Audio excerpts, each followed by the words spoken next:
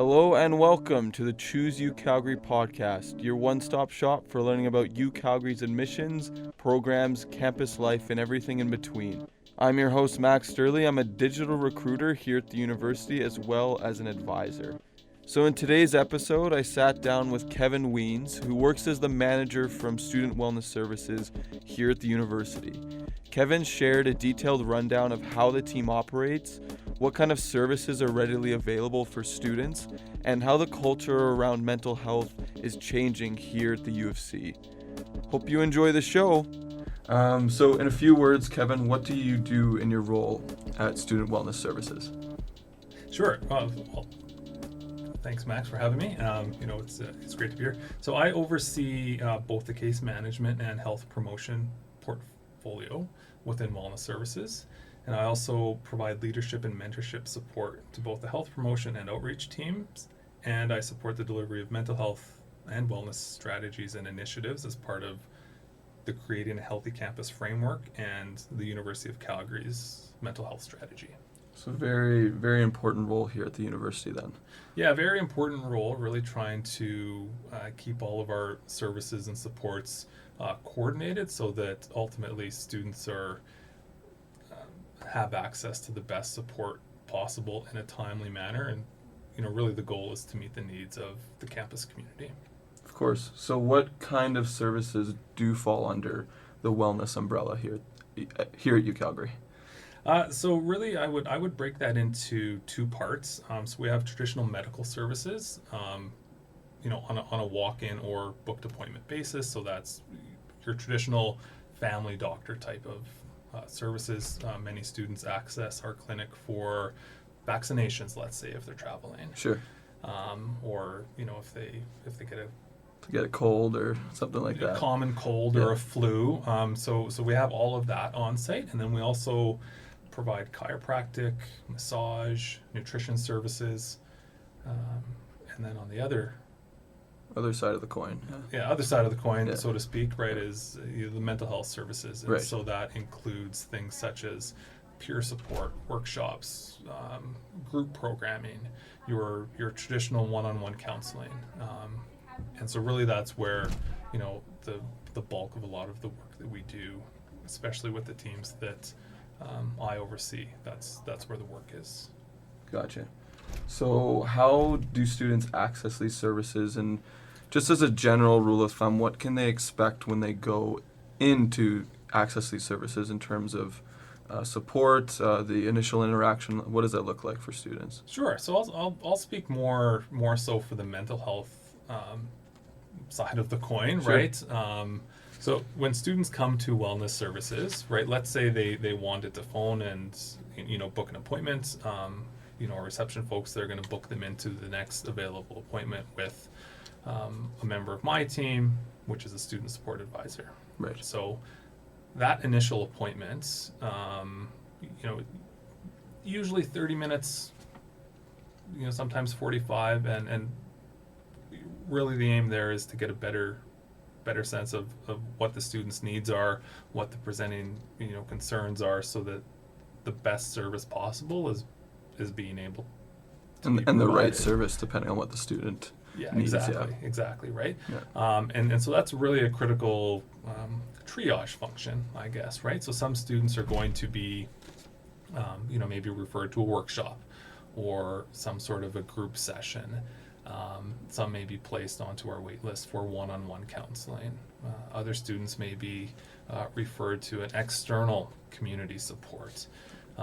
Some students will also be referred to our, traditional medical side of the clinic, right? Or a combination of a variety of those, right? And so it's really meant to be, one stop. Let's try to get the best sense possible of what your needs are, so we're able to serve you in the best way possible, I guess. And we're really mindful of the student experience, and we want to have as few people involved as possible, just so it's easier and more comfortable for the user, for the students. Of course. As far as social media, Facebook and Twitter, the wellness services are on Facebook and Twitter.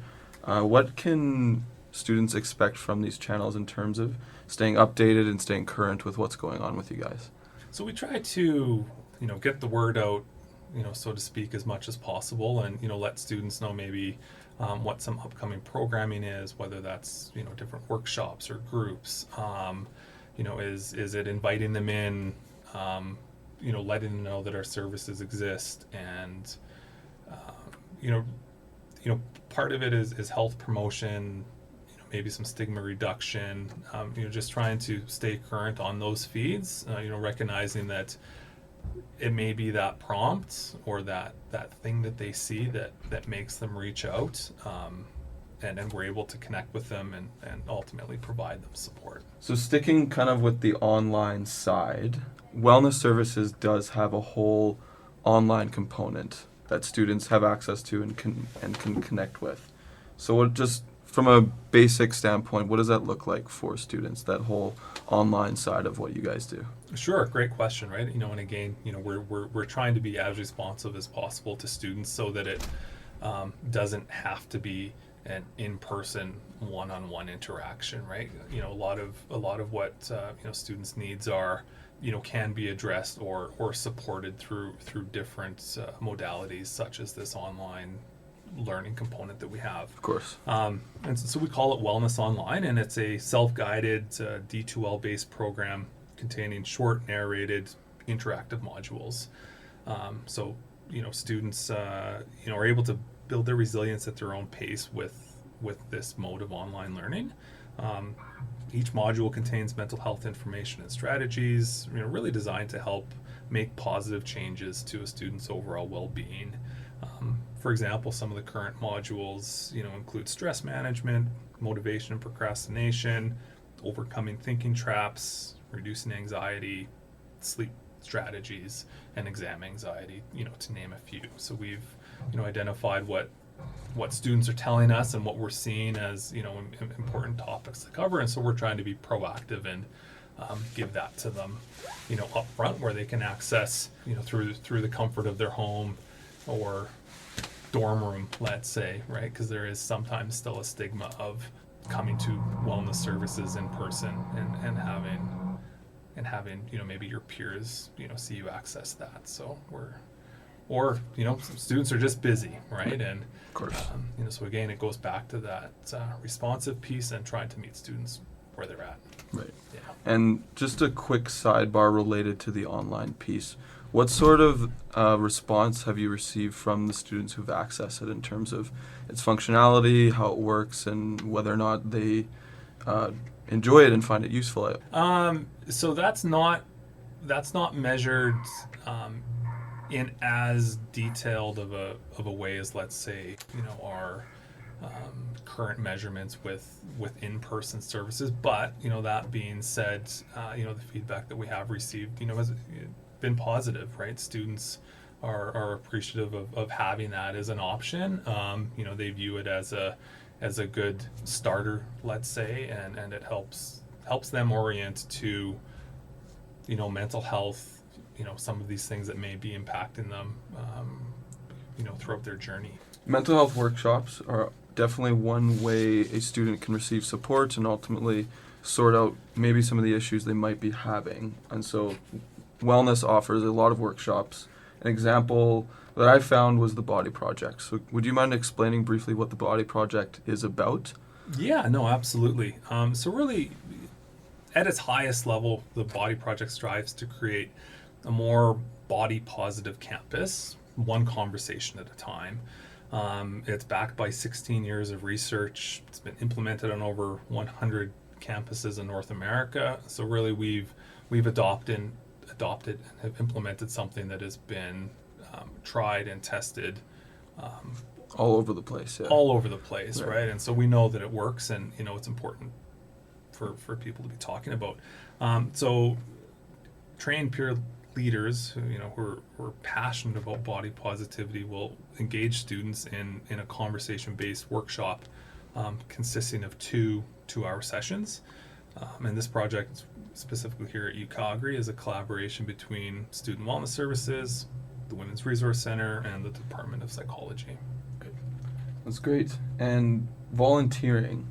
Lots of organizations on campus do offer volunteering opportunities for students to get involved however they see fit, whether it's something like sports or something through wellness, as an example. Can you describe what the WHAT team is, the WHAT, just to our listeners, and kind of what they do? Because that's, correct me if I'm wrong, but that's where a lot of your volunteers would kind of be focused, right? Is that fair to say? Yeah. So, well, that's definitely one of the more popular, visible areas. And so the WHAT team is the Wellness and Health Awareness team. So really what their role is to educate students, whether it's via presentations, booths, or health fairs, about important topics like mental health, sexual health, alcohol, nutrition, physical activity, and more. Whether it's planning and participating in campus-wide programs and events, such as Mental Health Awareness Week, or Sexual and Gender Awareness Week, wrap-up, health checks, etc., or offering, support for other more one-off opportunities, like, for example, an alcohol awareness activity, a speakership series, that sort of thing. The WHAT team also uses social marketing opportunities to engage students around health and well-being. An important distinction, right? So these are peer volunteers, right? They're not providing mental health support or advice, but really, they're creating that awareness, letting students know that information about specific topics, but also how and where to access additional resources or support if needed. So in short, that's the WHAT team. We also have different volunteer opportunities for students through. We have a peer listening program. Students can volunteer over at the community hub. Students can volunteer. We have a graduate students peer group called Nomads. So there's a few various different ways that students can be involved. And, of course. Really what we're finding, and other campuses are finding as well, is it's a great way to not only volunteer, but to really help create that awareness and keep the conversation about mental health going. Of course, and keeping it going through, like you said, just a variety of different ways, and through, connecting through different services or different types of students or whatever it may be. So really embedding that culture that mental health is a really serious topic and needs to be taken seriously, of course. Yeah, exactly, right. Maybe I'll add to that and say it's a serious topic, but it's also something that impacts everyone, right? And so it's partially stigma reduction as well, and really helping to normalize these topics and let students know that this is just a part of everyday life, and especially when you're a student in a competitive post-secondary environment, issues, challenges are going to come up. So it's providing support for maybe what's expected or, in quote, normal, but also having the proper supports in need if something more serious is presenting itself. Hello, everybody. I hope you're enjoying the podcast so far. Just wanted to take a quick break to remind you about Open House here at UCalgary coming up on October 5th. We're opening our doors to all future students and their families on that Saturday, October 5th, for our annual Open House. You can join us from 9:30 till 3 p.m. to learn about our faculties and services and to meet our faculty members, some current students and staff members. Whether you're a transfer student, a high school student, or a mature student just considering some options, we welcome you. We encourage you to come out and visit over 70 faculty and service exhibits, as well as some discovery sessions which go in depth about some of our programs and services we offer here at the U of C. That's October 5th, and you can register for Open House through chooseucalgary.ca, and I'll leave that link to apply for open or to register for Open House in the description below. Thanks, and back to the episode. So, student wellness, probably at this point as an expectation, does offer 24/7 support. Obviously, there's different types of supports that can be offered throughout that consistent timeline, but regardless, wellness services does offer support outside regular business hours. So what can students expect from those services in terms of maybe just some examples and what that looks like outside the regular 9 to 5? Our goal is to provide the best service possible to students. Recognizing that we do have limits, and we are a traditionally 8:30 to 4:30 offering. Maybe this is a good time also, Max, to let you know that during the regular fall and winter semesters, we typically offer extended hours Monday to Thursday till 7 p.m. to try to be responsive to students' schedules. But again, it goes back to what else can we do, and so we provide 24/7 mental health support, wherein if a student calls after hours, they have the option to speak with a crisis counselor from either the Woods Homes Community Resource Team or a highly trained volunteer at the Distress Center. And a notable benefit of the Distress Center is they have volunteers in over 200 languages, right? And so that language barrier is never going to be an issue. Language barrier is never going to be an issue, right? And with the University of Calgary having so many students from all across the world, if that makes their experience a little bit more comfortable, then that's all the better for them. There's obviously going to be a lot of overlap with wellness services and who you work with, because in a lot of ways you work with pretty much every faculty or service, whether it's directly or indirectly on campus. But are there any specific services that you guys work maybe a little bit more closely with? On campus specifically? Yeah. So we, there's a close correlation often between students' academics and their well-being, and so the ones that come to mind would be the Student Success Center. I specifically have contacts in each faculty, if necessary, to help bridge some of those different academic supports for students. The Student Conduct Office is another example of that. Of course. Enrollment services in the registrar's office. Yeah. So really it's about trying to have the appropriately sized circle, I guess. So as a campus, we're providing the best support for a student, and we're not sending them from office to office having to retell their story or to ask for the same thing multiple times, because that's not a good experience for them. No, not at all. Shifting gears a little bit. So on the website through Wellness Services, there is an option that reads how to get an naloxone kit. So with kind of what's going on with opioids and fentanyl kind of across North America, just as a general current events thing, what is the service like through Wellness Services, and how important is it to you to have it available here at the university? That's a great question, Max, and definitely something that we're seeing in the news, and that is really on many different organizations' radar right now. Governments, post-secondary, what have you. Of course. Maybe I'll just, before I answer your question directly, I'll maybe just back up a little bit so our listeners can use this as an opportunity to provide a little bit of education, maybe. What are opioids, right? And so for those listeners who don't know, opioids are a family of prescription and illicit drugs, including codeine, heroin, oxycodone, morphine, and fentanyl. They're generally given to manage pain, but are also illicitly used because they cause euphoric feelings. Opioids like fentanyl can be found as contaminants in illicit substances, increasing the risk of accidental overdoses. And really that's what campuses and maybe the community at large is seeing a higher spike in these accidental overdoses, because people are using illicit drugs that maybe they think are safe, that it's not. We have an opioid awareness campaign on campus right now that it's going to be two years in duration, and we just started that in February.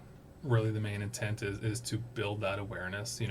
What are opioids? How can I be impacted?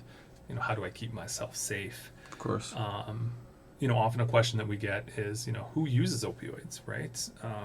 And the answer is, people of all demographics use opioids because they are effective for pain management, right? They're frequently prescribed for chronic and acute pain or conditions, including severe coughs. So what may start as a prescribed use has the potential to turn into something very different. Yeah, very different.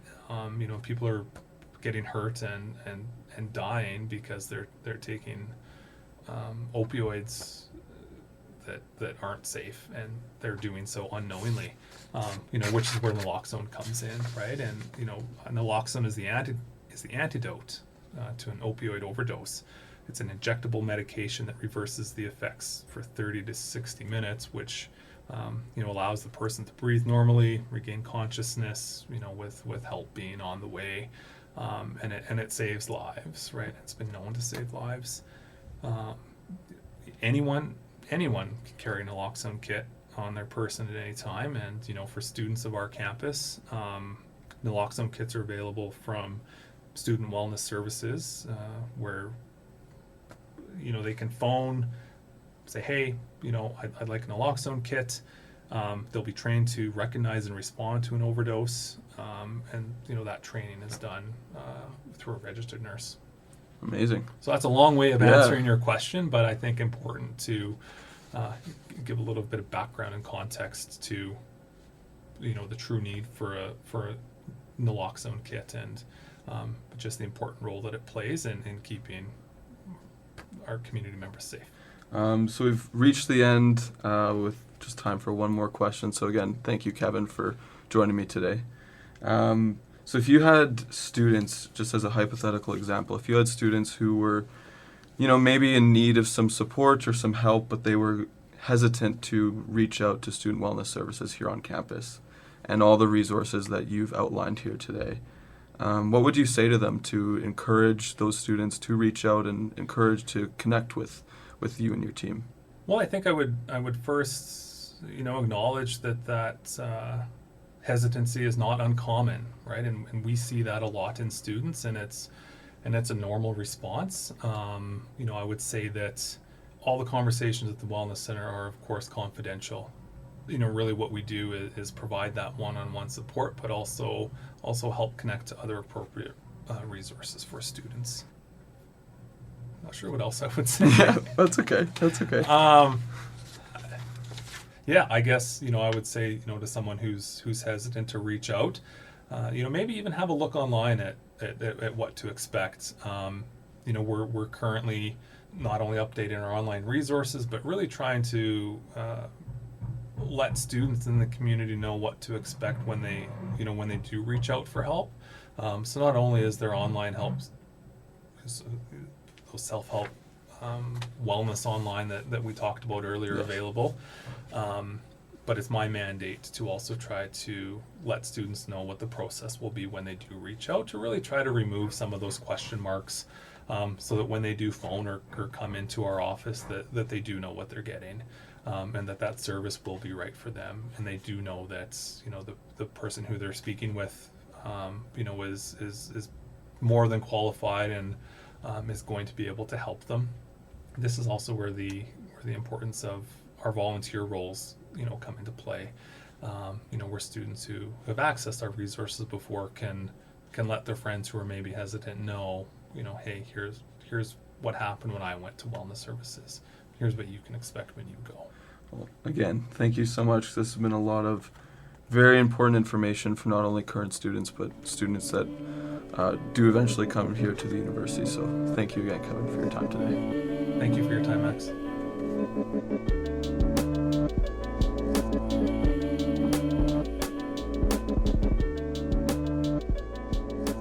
Thank you so much for tuning into the podcast today, and be sure to keep an eye out for any upcoming episodes. If there's a topic or area or subject that you would like to see talked about on this podcast, drop me a line. My email can be found in the description below. Student wellness services can be found online through social and over the phone. I'll leave all that information in the description so you can learn more and stay connected to student wellness here at the U of C. Today's music was performed and arranged by Alvin Fenner. Thank you again, Alvin, also known as Neat Beats. My name is Max Sturley, and I'll see you next time.